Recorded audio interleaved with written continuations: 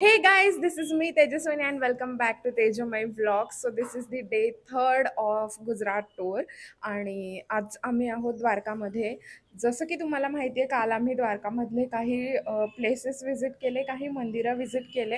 तर आज आमचा प्लॅन असा आहे की सगळ्यात मेन मुख्य मंदिराचं दर्शन आम्ही अजूनपर्यंत घेतलेलं नाही आहे आणि ते आम्ही आज घेणार आहोत. तर ते दर्शन केल्यानंतर आता वाजले आहे 10:30 आणि ते दर्शन केल्यानंतर आम्ही सोमनाथसाठी निघणार आहोत. तर सोमनाथसाठी जाण्याची आमची बस आहे 2:30ची. द्वारकावरून फ्रिक्वेन्सी खूप आहे सोमनाथला जाण्यासाठी.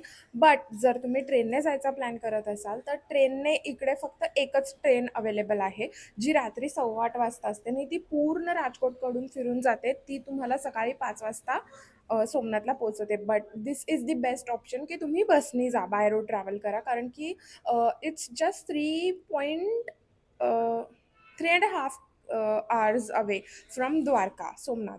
तर आम्ही तेच चूज केलं बाय रोड जाण्याचं. तर बघूया आता दर्शन करूया द्वारकाधीशचं. जय द्वारकाधीश.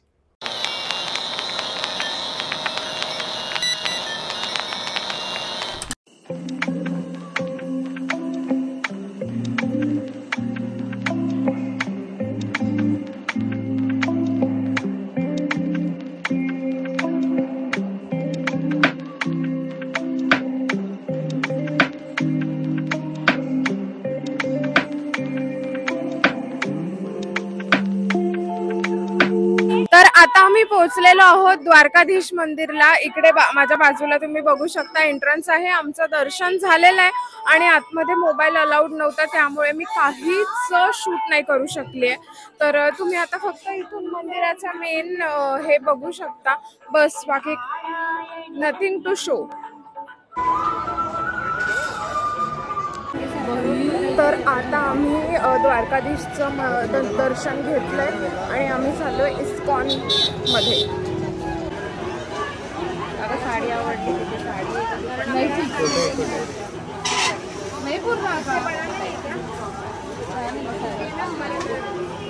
मध्ये साड्या किती छान. पहिली व्हाईट आणि मम्मी तीच बोलते. कितीला विचार बोलते ना खरंच का आमचं नाही